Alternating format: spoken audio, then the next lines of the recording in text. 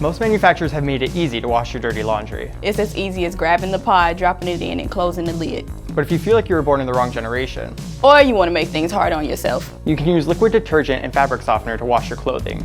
Let's jump into how it works. First, drop your pod in underneath your clothing. Put your dirty clothing into the machine and close the lid.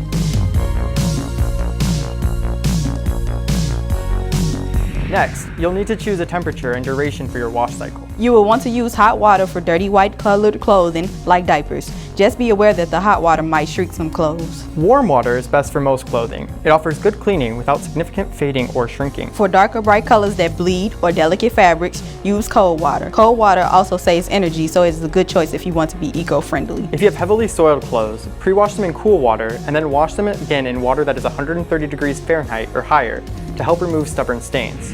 When the wash is complete, It's time to dry the clothing. drying is pretty straightforward. You'll want to load the dryer and select which temperature to dry at and for how long.